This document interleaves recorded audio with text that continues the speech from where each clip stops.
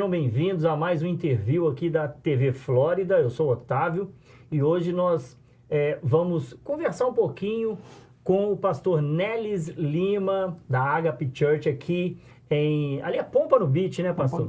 Pompano Beach.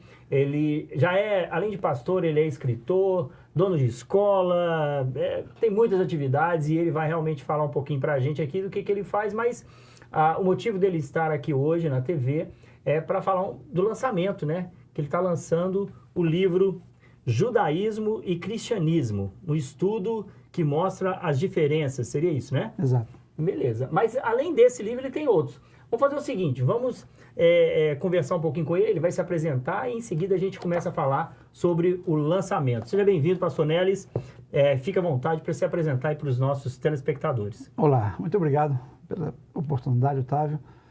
Quero agradecer por essa oportunidade e dizer que estou feliz, né? Amém. Sempre um desafio para a gente dar uma entrevista, falar de algo tão importante no momento que estamos vivendo e você abre essa porta, abre esse momento. Muito obrigado. Estamos para apresentar o livro Judaísmo e Cristianismo, que é um estudo que mostra a diferença entre as doutrinas, né, de ambas as religiões. Nós estivemos já lá na PEB, né, na reunião de pastores, o senhor deu uma prévia do que seria o livro, né, a essência do livro, e me chamou muito a atenção, uma vez que eu, particularmente, eu já estudei sobre o judaísmo, também sobre o cristianismo, mas eu fui treinado por um amigo que é rabino lá no Brasil, e eu gosto muito das tradições judaicas. Eu falei assim, ai meu Deus, será que eu vou ter que parar de usar tudo isso? Você me colocou no... Não, essa não é a ideia. Então, por isso que eu falei assim, eu acho que vai ser excelente essa oportunidade de bater um papo com o pastor Nelis. Que bom, então, que bom. Mas antes de entrar no livro, no lançamento, que eu acho que aqui vai render mais, fala um pouquinho dos outros 2 livros que o senhor tem aqui, ó. Correto. Vamos lá. Além das aparências, descobrindo a essência do crescimento espiritual.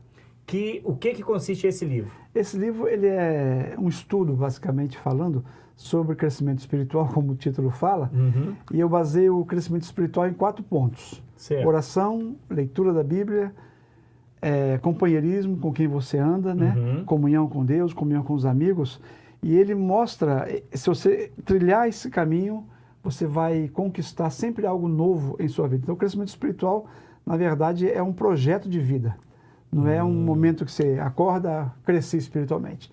Não, é um propósito, é um projeto de vida que você vai seguindo passo a passo. Então eu vou mostrando aí, através da oração, leitura da palavra, conhecimento de si mesmo. É muito importante você conhecer a si mesmo e também com quem você anda.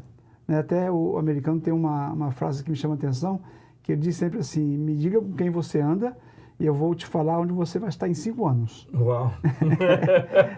E eu tenho umas frases assim, e esse livro mostra isso aí, com quem você anda, toma cuidado com quem você conversa, porque as más conversações podem corromper os seus bons costumes. Verdade. Então é um livro que trabalha em cima daqueles que querem alcançar algo novo na vida espiritual. Ah, legal. Existem diversas categorias de livros, né? Por exemplo, devocionais, livros de estudo, enfim. Esse aqui entraria em qual categoria? Lá na igreja nós estamos usando esse livro nas células. Ah, então para que igreja que tem grupos? Grupos de crescimento espiritual, células. Cada semana se estuda um capítulo do livro.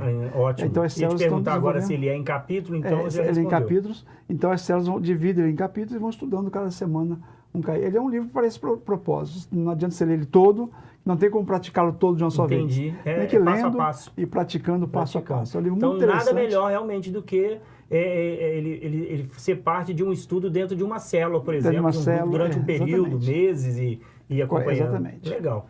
E tem também o Perdidos Dentro de Casa, né? Aí, ó, Perdidos Dentro de Casa. Esse daqui, ele é referente a quê? Esse livro, ele mostra... Eu escrevi esse livro quando eu estava ainda fazendo a faculdade de psicologia. E durante esse período, né, muito tempo em casa, estudando, e resolvi, então, ocupar minha mente com 2 coisas. Não só com a faculdade, como também escrever alguma coisa no lado espiritual. Ele mostra a história do filho pródigo que ficou em casa. Ah, ok. Normalmente se prega do filho pródigo aquele que saiu. Aquele que foi, que aprontou, que gastou tudo que tinha. E ainda descem o pau no que ficou em casa, quando ele volta lá e tal. prega muito sobre o pai, que se ficou esperando e abençoou no final e tudo mais. Mas do filho que ficou em casa se fala pouco. Uhum. E eu baseio exatamente nesse aspecto aí. Ele estava em casa com todos os direitos que o pai dele disse que ele tinha e ele não usufruía de nada. Por isso que o título é perdido dentro de casa. É porque ele estava dentro de casa com todos os direitos que ele tinha e não usufruía de nada. Então eu faço uma comparação com muitos cristãos que estão dentro das igrejas há anos, frequentando as igrejas, mas ainda não descobriram os direitos deles diante de Deus, os direitos dele de poder se chegar a Deus. Eu falo sobre culpa, por exemplo. Muitas pessoas carregam um peso de culpa por algo cometido, um erro cometido no passado, e eles não conseguem se perdoar, não conseguem perdoar outras pessoas, não conseguem se perdoar e ficam travados naquele momento ali. Então eu falo sobre você tem direito ao perdão, você tem que entender esse perdão, tem que aceitar esse perdão. Então muitas situações dentro da igreja que as pessoas vivem e eles não descobriram ainda que poderiam estar livres daquilo. Aí quando ele descobre os direitos dele em Cristo, quem eu sou em Cristo, quem eu sou em Deus, né? Você não é mais um escravo, você não é mais uma pessoa que está fadada ao fracasso. Então esse livro fala sobre isso, sobre essa questão dos nossos direitos em Cristo Jesus. Ótimo. Eu e a minha esposa, a gente trabalha, a gente tem uma história, né, de restauração no casamento. Então, eu não sei se o senhor sabe, mas nós vamos completar 39 anos de casado em dezembro, mas nós estivemos 2 anos e meio separados, isso de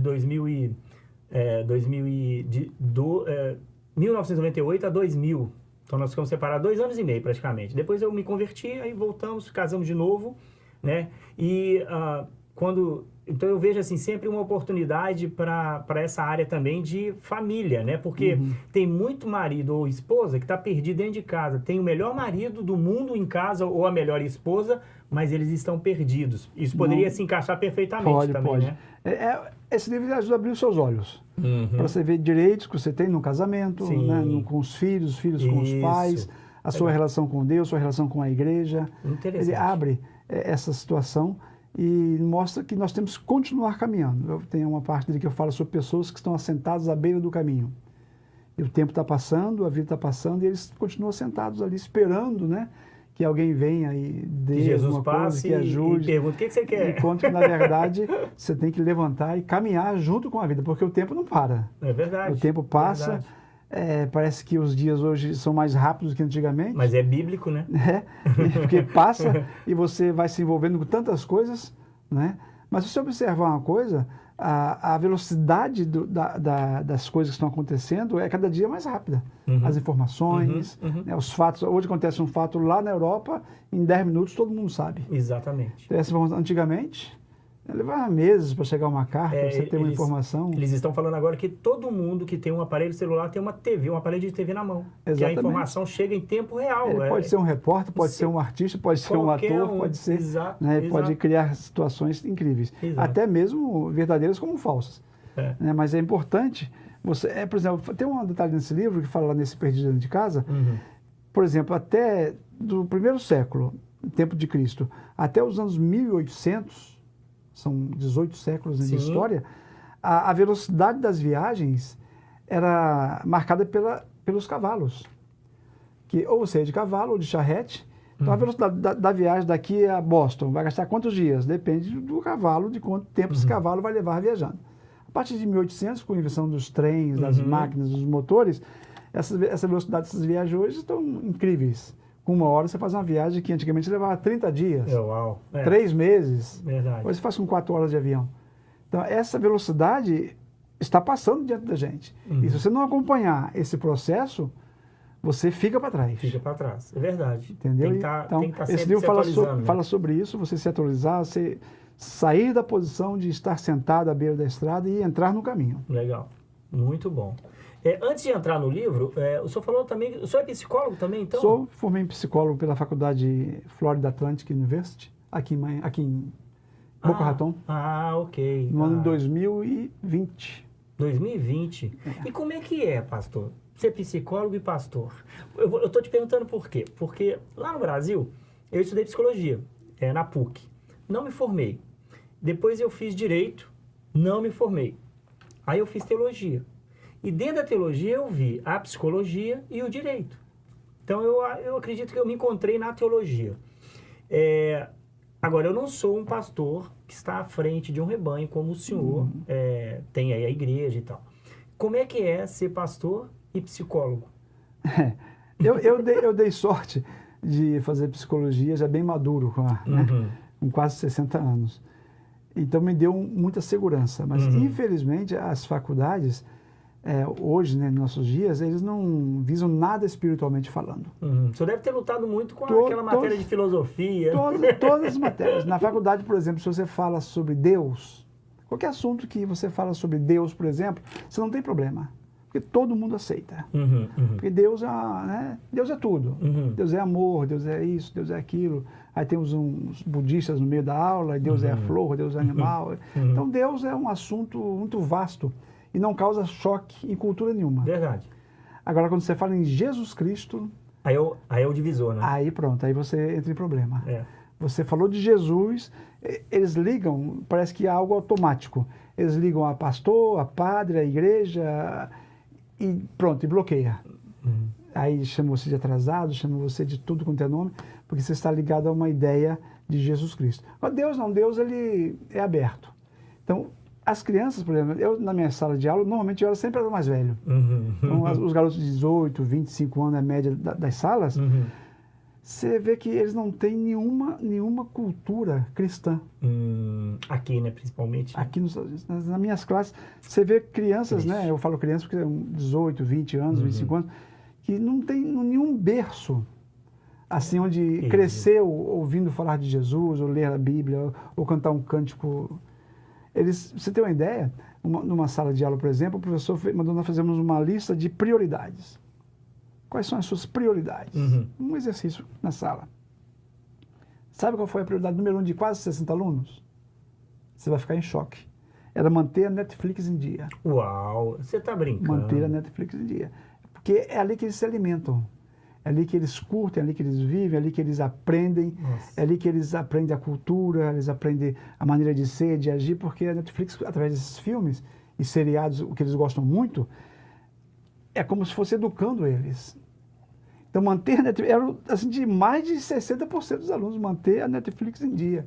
É complicado. É complicado por quê? Porque eles não têm nenhuma relação com nada espiritual, com nada de Deus, Jesus, se você for Bíblia. analisar a Netflix e novela no passado, é a mesma coisa. Porque séries, filmes, etc. Então, e tem muita gente que usa de muitas coisas que eles escutam nos filmes para fazer então, na vida. eu evitava, por exemplo, a aula de arqueologia ou aula de evolucionismo. Né? Tinha duas classes de evolucionismo, dois semestres. Aí, né? como eles dizem aí, o pau torava, né? Não, porque você tinha que responder as perguntas que eles queriam ouvir, a resposta. Você não pode responder o que você pensa, porque as perguntas são programadas, né? Então vem lá A, B, C, para você responder. Então, se você responder qualquer coisa contrária daquilo ali, você não passa. Ainda que eu pensasse 100% contrário. Mas vem desde o professor. Tinha um professor que tinha idade, um professor de uns 70 anos mais ou menos, você tem uma ideia? Quando ele chegou na classe sobre evolucionismo, ele abriu o livro lá dele lá e falou sobre Darwin. Ele encheu o peito de ar. This is the man. Nossa. Uma inspiração, uma admiração incrível por um professor, por um mestre dele, Darwin. Alguém que, né, supostamente criou a teoria. Então, isso aí é passado para os alunos. De forma muito forte. E os ensinos vão todos, não há nada de criacionismo nas escolas. Nada de Bíblia, nada de Deus criou, nada de Deus disse e houve. Não, nada. Tudo parte de princípios materiais, físicos, evolucionismo e todas as matérias. É uma guerra mesmo. Então, por isso que muitos jovens se perdem nas faculdades. Porque, imagina, você passar 4, 5 anos ali só absorvendo aqueles conceitos. Se você não tiver uma base bíblica, uma base familiar em casa boa, você vai se perder. Eu conheço psicólogos, agora além do senhor, mas eu conheço psicólogos, amigos cristãos e que souberam diferenciar isso, discernir isso, não abandonaram a fé, porque tem muitos que abandonam a fé. Abandonam. Eu, por exemplo, agora estou fazendo uma classe agora de psicanálise ministerial. Psicanálise é um nível um pouco acima da psicologia, porque é mais na prática, né?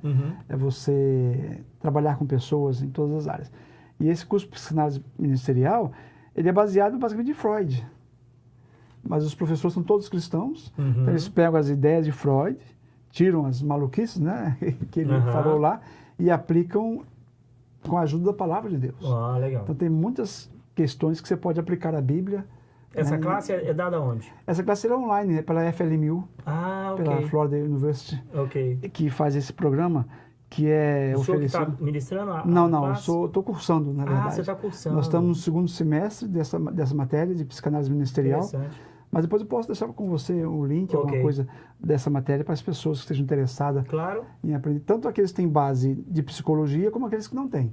Basta ter qualquer curso, né, superior ou qualquer, desde o segundo grau, você já consegue acompanhar. Maravilha. Aqueles que têm uma noção de psicologia facilita bastante, por causa dos termos que são usados. Perfeito, claro. Mas é psicanálise puramente bíblica. Mas tudo baseado em Freud. Olha só, o senhor é pastor há quantos anos? Rapaz, faz muito tempo, hein? Tem que fazer as contas. Eu saí do seminário em 83, 84 eu fui ordenado. 84? Então são 16 40, com mais 24, 40 anos. 40 anos. Eu fiquei 10 anos como presbítero, que na Assembleia de Deus é o cargo abaixo do pastor, né? E 30 anos como pastor agora. Hoje o senhor está à frente do Ministério Ágape. Que nós temos igrejas no Brasil e igrejas aqui nos Estados Unidos também. Aqui nos Estados Unidos, maravilha. Vamos falar então um pouquinho do lançamento, né? O Judaísmo e Cristianismo. É um livro que está em inglês, né, pastor? Tem ele em português ou não? Ainda não. Ainda não, ok. Eu estou trabalhando ele em português e deve sair em breve. Ok, então. Mas, então fala um pouquinho para a gente sobre esse livro, esse título, Judaísmo e Cristianismo. Parece assim, que legal, estão unindo aí. Como é que é isso? Exatamente. O título original do livro era Judaísmo ou Cristianismo. Tipo assim... É escolher, né? Uma escolha, né? Era uma escolha, né? Judaísmo ou cristianismo. Você vai escolher qual que você quer. E tinha uma interrogação no final. Esse aí, como ele foi publicado pela TBN, a Trinity Broadcast TBN Network. A TBN, ela é uma rede nacional de televisão, muito conhecida aqui nos Estados Unidos, tem vários. E eles têm um órgão deles que eles publicam livros também. Ah, interessante. Inclusive, eles divulgam na própria TBN. Quem tem assistir a TBN vai ver propagandas desse livro na TBN. E a TBN é muito ligada aos judeus. Sim. Eles fazem muito trabalho com os judeus. Nos programas da TBN na televisão, tem vários rabinos que têm programas que dão explicações, né, em cima da cultura judaica. E foram eles então que sugeriram? E eles têm hotel construído em Israel, tem hospital que eles mantêm em Israel. Eles fazem um trabalho muito forte. Então, quando eles leram o livro, eles gostaram. Eu achei interessante, poxa, minha esposa até falou que eles são muito ligados a Israel. Vindo deles, muito ligados aos deuses. Será que eles vão gostar?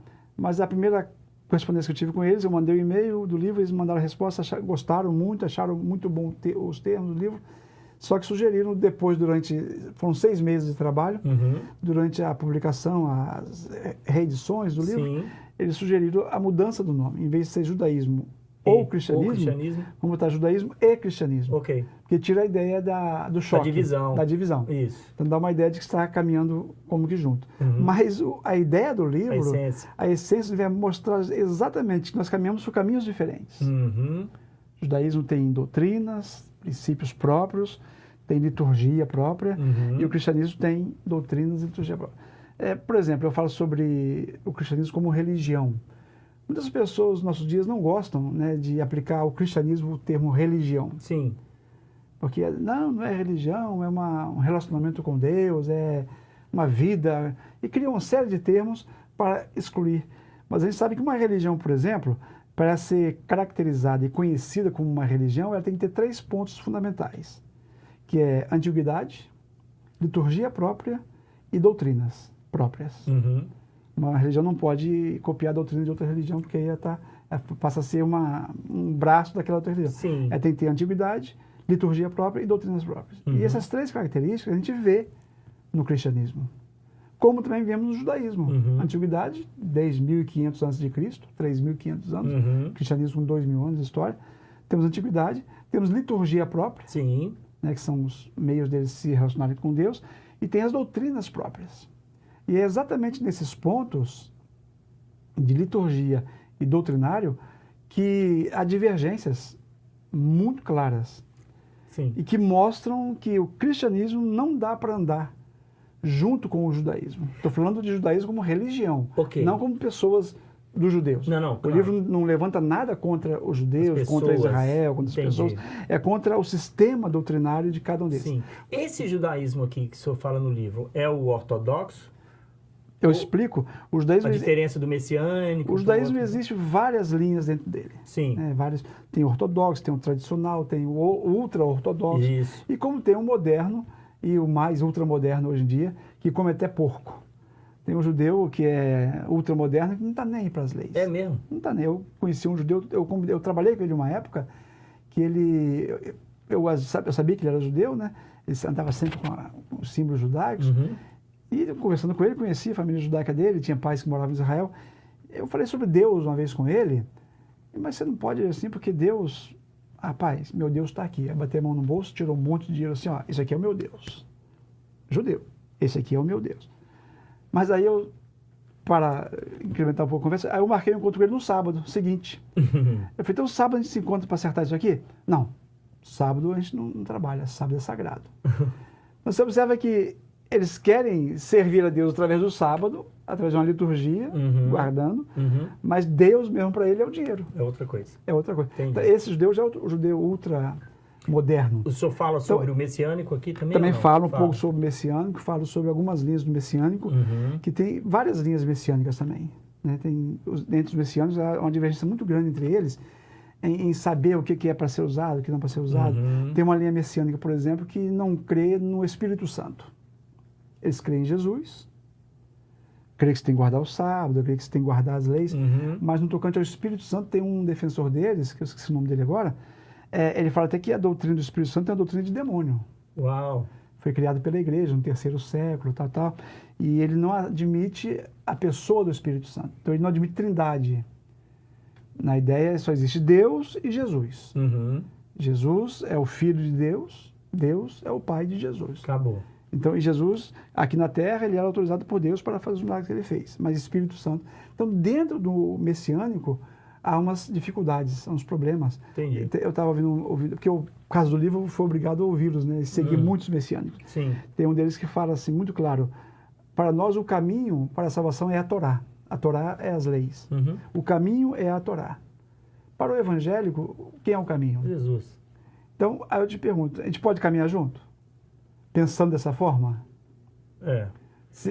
Literalmente não daria. Mas se você levar em consideração que a Torá é a lei do Senhor, ou seja, a palavra de Deus, e Jesus ele é a palavra, acaba que é a mesma coisa, porque a palavra está inserida em Cristo. Exatamente. Right? Então, assim, o grande problema... eu não, sinceramente, eu não veria nenhum problema nisso. Mas, uma coisa que me chamou a atenção na reunião de pastores, o senhor falou sobre alguns judeus que acham que os cristãos não deveriam usar algum dos símbolos deles. Eu menciono isso no livro. Isso. Eles não veem com bons olhos a igreja evangélica usar os elementos de culto que eles têm. Como o menorá, o kippah, o prayer shower, que são as roupas que eles usam. Eles não se agradam disso, por quê?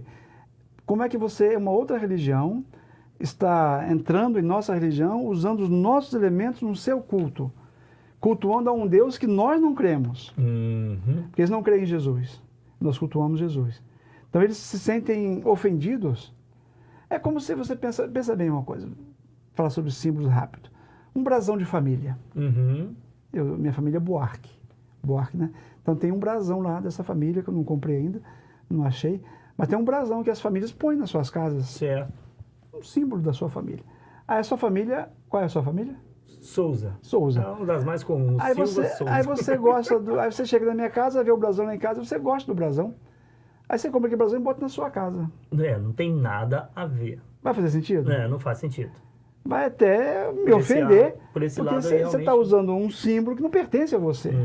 Então, os símbolos judaicos, eu falo sobre cada um deles no livro, kippah, shofar, talit, o mezuzá da porta, a arca, o prayer shower, né, e também a menorá, são símbolos que pertencem à cultura deles, à religião deles, e cada vez que eles usam, aquilo tem um significado muito importante para eles.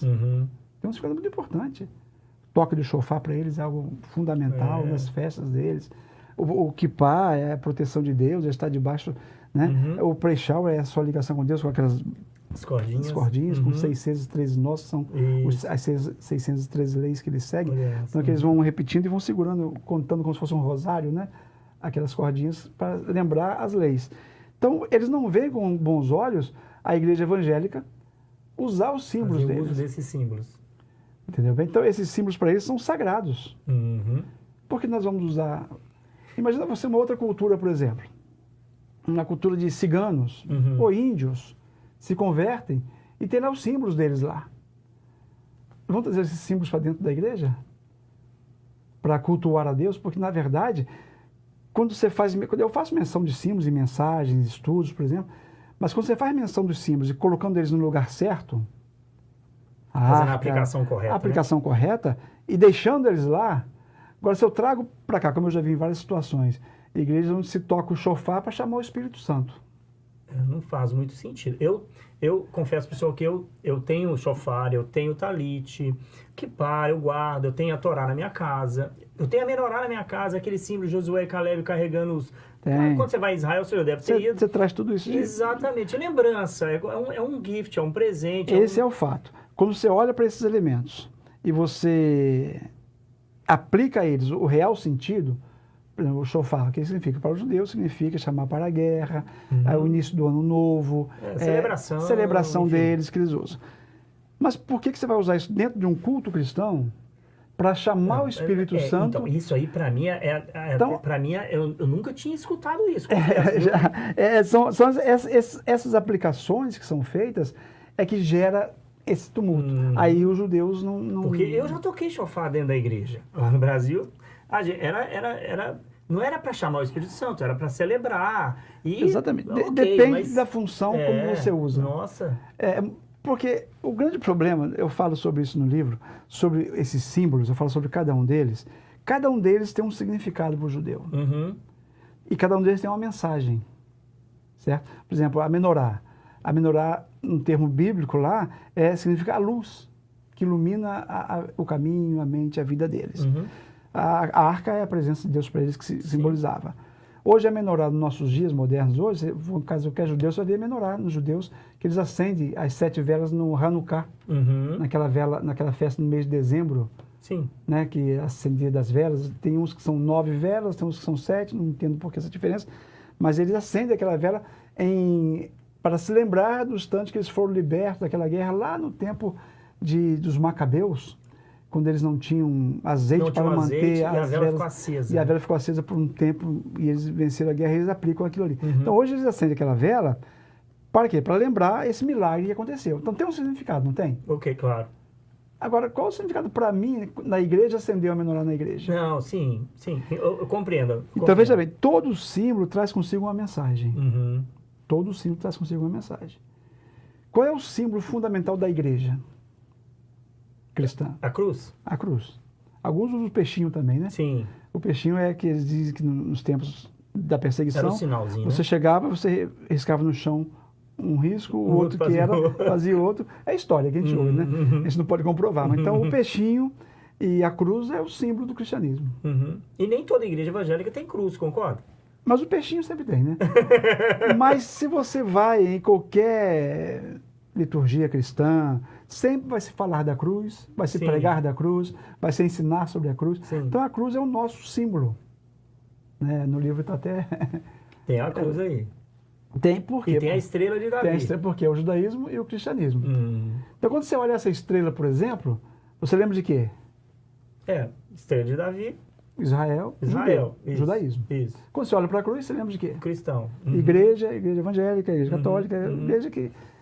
Então, todo símbolo traz uma mensagem. Te remete a alguma coisa. Então, veja bem, qual é o problema, a minha preocupação?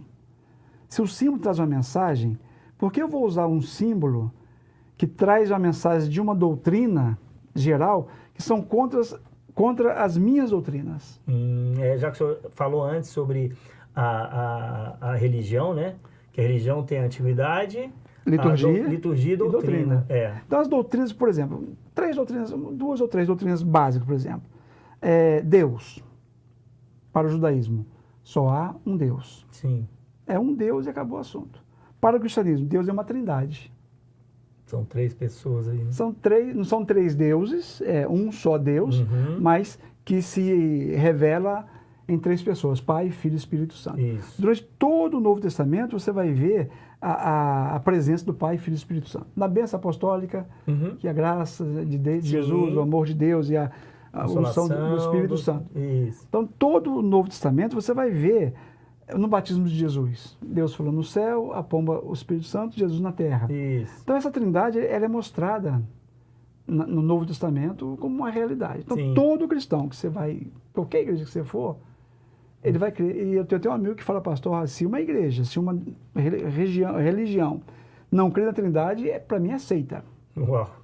É seita, porque é a nossa base. Então, a nossa base da crença de Deus é através da trindade. A base da crença de Deus deles é só um Deus. É só um Deus. Então, não existe Espírito Santo, não existe Jesus. Verdade. Pode conciliar esses 2 pensamentos? Vamos falar sobre Jesus, por exemplo. Quem é Jesus para nós? É o Senhor e o Salvador. O Messias. Messias. Enviado há 2.000 anos atrás, que veio para nos reconectar com Deus, morrer na cruz para perdoar nossos pecados. Quem é Jesus para eles? Não é nada. Existiu, um profeta, existiu historicamente? É comprovado historicamente. É um profeta que veio, trouxe alguns ensinos, mas não é filho de Deus. Não é aquela profecia, o seu nome será Emanuel. Do Isaías, né? Aqui do Isaías, eles vão fazer outra aplicação. Quando o anjo falou, o nome dele será Emanuel, que é Deus conosco. Então, essa aplicação para Jesus não diz. Jesus sendo Messias, sendo Deus, sendo eterno. Porque, na verdade, o judeu eles aguardam em si, no Messias. E eles não, o Novo Testamento é como se não existisse. Não, eles pensam até mesmo ser uma blasfêmia. Estar junto no mesmo livro, eles não chamam de antigo, né? Nós chamamos de antigo e novo. A lei e os profetas lá e os escritos estar junto com um livro que para eles não é reconhecido como nada, não tem reconhecimento nenhum. Apóstolo Paulo, João, Pedro, Apocalipse. Mas então, caminham bem. Mas caminham bem, como eu falo assim, como pessoas. Veja bem, um cristão, ele pode ser cristão como messiânico, por exemplo, e guardar algumas coisas da lei. Ele não vai guardar todas, porque é impossível. Claro. Mas ele pode. Agora, um judeu, ele não pode ser cristão. Hoje há na internet aí uma corrida do judaísmo para buscar adeptos. Se torna judeu, ainda temos que você virar judeu. Pastor, mas eu vou te falar uma coisa. Deixa eu te explicar por que eles fazem isso. Eu conheço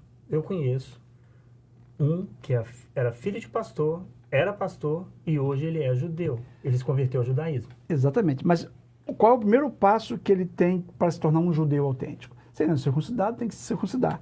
E negar. Ele tem que negar Cristo. Meu Deus. Não, eu não aceito Cristo como sendo o Messias. Ele não é o Filho de Deus, ele não é Deus. Se eu não negar isso, eu não posso. Então, foi o que eu falei. Eu posso ser cristão e brincar de guardar algumas leis. Guardar as festas. Agora, eu não posso ser judeu, judaizante, praticante e ao mesmo tempo ser cristão. Porque eu tenho que negar. Não dá. Aí não dá. Aí o livro vai... Muita gente fala assim, será que esse livro não vai gerar tumulto? Não, por quê? Porque ele mostra, eu mostro as ideias e mostro a solução. Então, ele faz a pergunta e ele também responde. Te mostra as doutrinas judaicas e as doutrinas cristãs. Você segue a que você quer. Sim. Por exemplo, sobre os símbolos, por exemplo, eu falo muito sobre os símbolos. Se eu uso, por exemplo, uma camisa com uma foto do Che Guevara, por exemplo, tem uma mensagem nisso? Tem. Qual é a mensagem? Terrorismo, anti-Deus, anti-Bíblia, comunismo. Porque o Che Guevara pregava essas ideias e vivia essas ideias. Anarquista. Então, se eu me apresento com uma camisa dessa, eu estou defendendo essas ideias. Sim. Esse que é o problema do símbolo. Então, o símbolo traz consigo uma mensagem.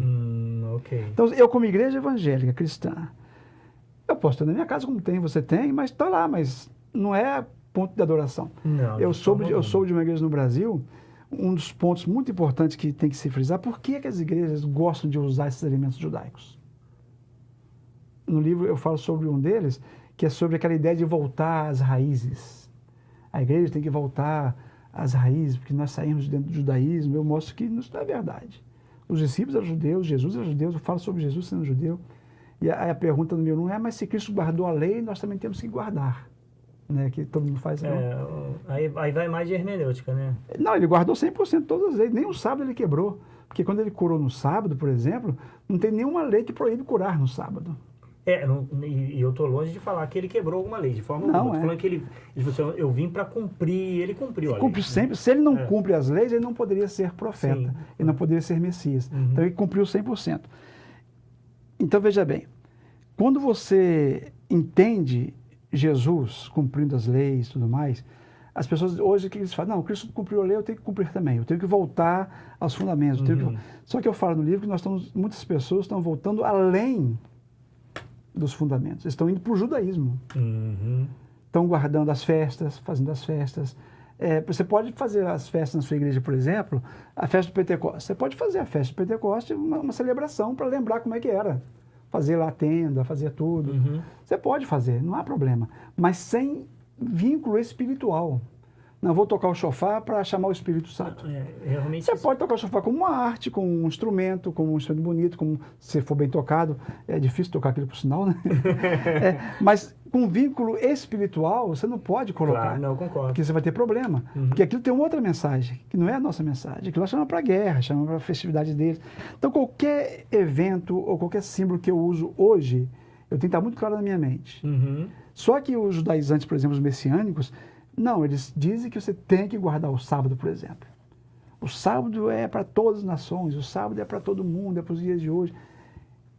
Aí você vai pensar, gente, mas Cristo quebrou tudo isso. Porque você tem que entender, Otávio, eu custei entender isso aí. Não é que existe dois Jesus, mas existem duas ações de Jesus, uma antes da morte e ressurreição e outra depois da morte e ressurreição. Em Marcos, está no livro isso aí. Quando ele envia os discípulos a pregar, ele chama os 12 discípulos, vão e preguem. Ele estava ainda antes de falecer, antes de morrer. Estava ensinando para os discípulos. Vão, mas não entrem em nenhuma casa de samaritano, não saúdem eles, não cumprimentem eles, vão somente às ovelhas perdidas de Israel. Por quê? Qual era a missão de Cristo em vida? Veio para que era seus e os seus não receberam. Então ele veio para os judeus. Ele veio trazer salvação para eles. Mas eles não entenderam. Mas a missão dele, enquanto vivo, ele dizia, vá somente aos filhos de Israel. Não pregue para ninguém, para samaritano, para ninguém. Só tem dois fatos de Cristo falando com quem não é judeu, que é a mulher samaritana e depois a Ciro-Fenícia. São duas exceções. Mas fora disso, toda a relação de Jesus é com os judeus. Quando ele ressuscita, ele morre na cruz, ele ressuscita, qual é a ordem que ele dá para os discípulos? Fazer discípulos. Mas claro, ide por todo mundo. Agora não tem mais negócio de só judeu. E Paulo depois fala, tanto bárbaro, cita, romano, grego, judeu. Agora, então observe que Cristo, antes de morrer, ele tinha uma ligação com o judaísmo, com a lei. Ele era obrigado a estar ali. Depois que ele ressuscita, essa ligação é quebrada. Ele agora é para todos. E essas leis, por isso que a Bíblia fala que o fim da lei é Cristo. Né? E nele, Paulo vai explicar aí na parte doutrinária do livro, Paulo explica que em Cristo essas coisas ficaram obsoletas. É onde eles não gostam muito de ouvir, não gostam muito de entender, que eles querem. Uma das razões principais que as igrejas, que alguns líderes usam para usar esses utensílios judaicos, sabe qual é? Você vai ficar surpreso se eu te falar agora. Financeiro. Financeiro, puramente financeiro. Eu soube de uma igreja no Brasil que vendeu mezuzá, uma igreja evangélica. Mezuzá é aquele símbolo que bota nas portas. Com aquela passagem de Deuteronômio, né? Tem várias passagens. Seja benditos ao entrar, ao sair. E isso aí o judeu coloca, o judeu praticante, aí coloca, praticante como não praticante, todos eles fazem, porque é uma tradição deles. Eles colocam em todas as portas da casa, menos no banheiro. Mas se você tem para comprar, você pode botar em cada porta, no seu negócio, no seu business, na entrada. Você põe a mão e dá um beijo. Não, ali tem que passar a mão, porque é a sorte. Você passa a mão ali, você está extraindo sorte daquele texto. É o amuleto deles. Na verdade é essa, é o amuleto. Então, essa questão de vender esses elementos para não cristão, o judeu olha isso, gente, eles estão usando o nosso utensílio, o nosso artefato cristão, e vendendo para cristão na igreja. E caro. Não, compre e põe na sua porta e a sua porta vai ser abençoada. Mas aí... É exagero? É exagero, mas acontece? Acontece. Então, esse livro está mostrando para não entrarmos por esse caminho, para não entrarmos por isso, por essa maneira de agir e não usarmos de forma irregular os elementos que pertencem à religião judaica. Objetos e tal. Destacar os nossos, destacar a nossa crença. Eu tenho a cruz, eu tenho o peixe, eu tenho a fé, eu tenho a mensagem de Cristo, eu tenho a palavra de Deus. Eu tenho muitas coisas para pregar. Testemunho. Tenho muitas coisas para pregar se não preciso usar esses elementos. Para que servem esses elementos, essas leis, tudo isso aí?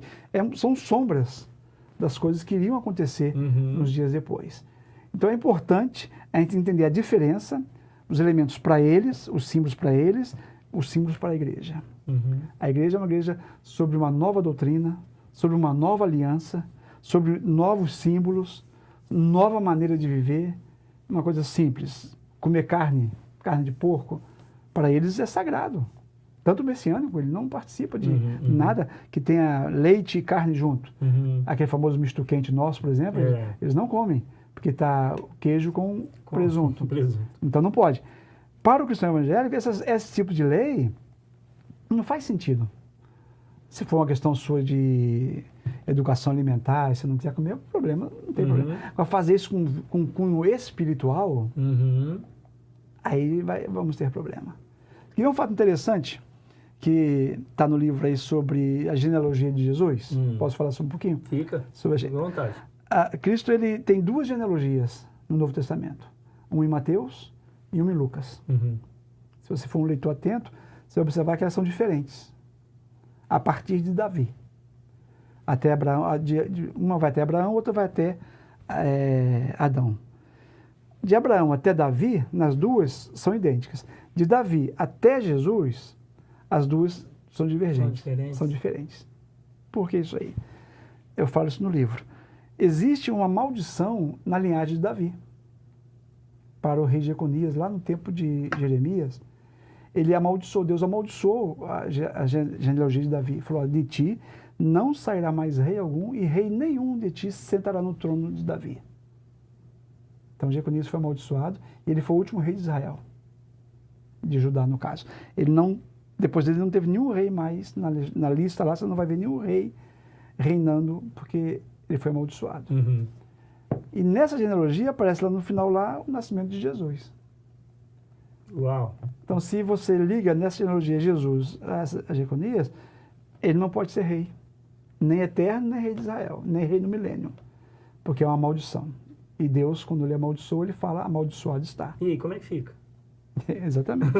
Aí você vai para outra genealogia, você vai ver que não tem a pessoa de Jeconias. Porque Davi, ele teve 2 gerações. Uma através de Salomão e uma através de Natã. Quando ele vem na sua genealogia através de Salomão, vai esbarrar em Jeconias na maldição. Quando Lucas menciona a genealogia, ele vai mencionar a genealogia através de Natã. São 2 filhos diferentes. Então esse filho gerou uma linha e esse filho gerou outra linha. E nesta linha não tem maldição. Então todos os teólogos, desde quando eu me entendo de teologia, você deve ter estudado isso também, vão aplicar o seguinte, que a genealogia A pertence a Maria, a genealogia B pertence a José. Porque o pai, a criança tinha os pais, então tinha que ter a genealogia dos 2. Então, esse é um fato interessante. Deus preservou a maldição, está amaldiçoado, não tem rei dele, e ao mesmo tempo, Deus preservou o nascimento de Jesus puro, quando ele nasce de Maria sem intervenção de José. Então, aí quebra José, a maldição, porque não tem a ação humana. Isso. A genética de José não está em Jesus. Isso. Porque então, senão ele estaria maldito. Porque em José José é amaldiçoado. Então, a genética de José não está em Jesus, porque ele não teve relação com Maria antes dele nascer. Né? Como todos nós cremos. Amém. O judeu não crê isso, não. O judeu crê diferente. Né? Então, quando você vê essa genealogia, você vê Deus preservando a maldição e ao mesmo tempo preservando a pureza de Jesus com direito ao trono de Davi. Uau. Ele tem direito por quê? Porque nessa genealogia de Maria ali, no caso, não tem maldição. Não tem. Isso está tudo no livro? Está tudo no livro. Uau. Eu acho que é um livro rico, um livro que traz muito esclarecimento. É um inglês muito fácil de ler, de entender. O brasileiro que mora aqui com certeza lê. Todos lêem, né? com certeza, sem nenhum problema. E onde que eu encontro o livro?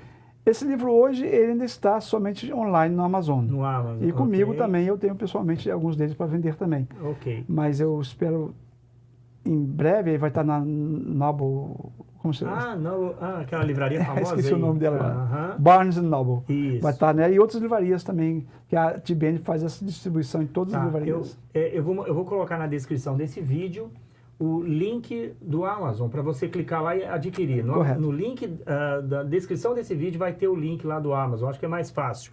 E é claro, vai ter também as informações do pastor Nelis aqui abaixo do vídeo, com o link da igreja também, enfim.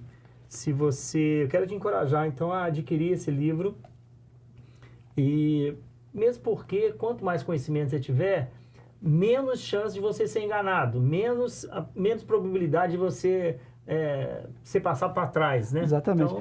eu finalizo o livro com um capítulo sobre a Cabala. A Cabala é um problema muito sério, até para os judeus. Porque a Cabala, ela é eu vejo ela como o espiritismo judaico. Não são todos judeus que são cabalistas. Não, exatamente. Né? Mas existem muitos rabinos, você vai ver assim, uma expressão, rabino cabalista. Ele é um rabino, defende as leis, tudo, mas ele é cabalista. A Cabala menciona as doutrinas da Cabala, os ensinos dela. Ela crê em mediunidade, ela crê em reencarnação, ela crê em uma série de coisas que são contra as nossas crenças. E um dos pontos fortes da Cabala é a numerologia. Através do seu nome, seus números, as letras, cada letra judaica tem um número, então eles fazem uma série de combinação de números, aí dita a sua sorte, diz seu caminho, faz um jogo de palavras. E eu vejo muitos cristãos usando numerologia pastor, para... mas o número 6 aí, o 7 é aquilo. Quem é que determinou isso aí? Quem é que deu esses números a essas letras? Então, tem que tomar muito cuidado para você não estar usando de um princípio cabalista para aplicar uma doutrina bíblica. Não, claro. E eu vejo muitas pessoas, por não conhecer essa questão, o que está ligado. Se até quiser usar para o seu uso pessoal, sem envolver... É perigoso, né? Porque você acaba se envolvendo, porque são 10 pontos que eles têm de fato. Então, reencarnação, mediunidade, são coisas que vai ligando um, liga a outra. Aí você pode até se enrolar doutrinariamente falando, quando você compara alguma coisa usando a Cabala. Tem que tomar muito cuidado. E é uma maneira que eles usam, assim, muito sutil, dentro de algumas linhas do judaísmo, mesmo na ortodoxa, porque tem uns rabinos que são cabalistas, de inserir ensinos. Eles falam, por exemplo, sobre a reencarnação, que é muito forte. A reencarnação é uma realidade bíblica, usa esses termos assim. É lógico que a reencarnação... Então, quando o rabino fala isso, parece que ele fala com uma autoridade, né? Claro. Aí imagina você um cristão ouvindo aquilo, meio na dúvida. Aí pronto. É um judeu falando, é um judeu ensinando, é um rabino ensinando. Mas qual é a linha desse rabino? O que ele crê, o que ele tem? Então a gente tem que tomar muito cuidado quando você vê um judeu messiânico, um rabino ensinando sobre a Bíblia, ver qual é a linha que ele segue. Linha dele, exato. Se eu vou ouvir um judeu messiânico que não crê no Espírito Santo, eu não ouço. Porque está totalmente contrário àquilo que eu creio e penso. Perfeito. Entende? Bom. Então esse livro é uma proteção para aqueles que querem entender essa mistura que não deve acontecer, mas acontece. Porque eu creio que Deus, de forma poderosa, ele tirou a igreja de dentro do judaísmo e criou um novo povo, com uma nova aliança, com novas doutrinas, uma nova maneira de ver, um novo estilo de ver. E Deus ama todos. Ama todos. Eu falo sobre... Deus quer que todos sejam salvos. Você lembra de uma doutrina que teve muito tempo no Brasil, aqui nos Estados Unidos, a lei do replacement, que onde eles diziam que Deus trocou Israel pela igreja. Isso foi muito difundido, a lei do replacement, que Deus rejeitou Israel e adotou a igreja agora e Israel. Então eu falo sobre essa lei aí, mas de forma diferente. Em vez de haver um replacement de Israel e a igreja, houve uma mudança na forma de Deus tratar para com a humanidade. Antes, no tempo da lei, Deus tratava diretamente com Israel, só com Israel. Observe que não tem mensagem, tem para Nínive, né? Mensagem para a Babilônia, contra o Egito, mas uma coisa e outra. Mas 90% do teor bíblico do Antigo Testamento é Deus tratando com Israel. Sempre, sempre, sempre. Quando vem Jesus, Deus passa a tratar com o povo todo. Aí o judeu fica louco. Como é que esses caras podem chamar nosso Deus de Deus se eles não são filhos de Abraão? Por isso que hoje há um trabalho entre eles muito forte em procurar pessoas para se converter ao judaísmo, para que possa se tornar filho de Deus realmente. Então, no livro vai explicando esses detalhes, essas Maravilha. nuances assim que... Ok. Pastor Nelis, muito obrigado, né, pela sua presença aqui. Tá aí, então, Judaísmo e Cristianismo, um estudo que vai mostrar as diferenças, e para você, no Amazon, o link está na descrição desse vídeo, que você possa estar adquirindo, abençoando a vida do Pastor Nelis. E a igreja Ágape aqui em Pompano Beach tem algum site para as pessoas quiserem visitar? agapeflorida.com. agapeflorida.com. Também vai estar no vídeo, aí na descrição do vídeo, e para você conhecer aí os outros materiais do Pastor Nelis. Então, mais uma vez, muito obrigado pela sua presença aqui.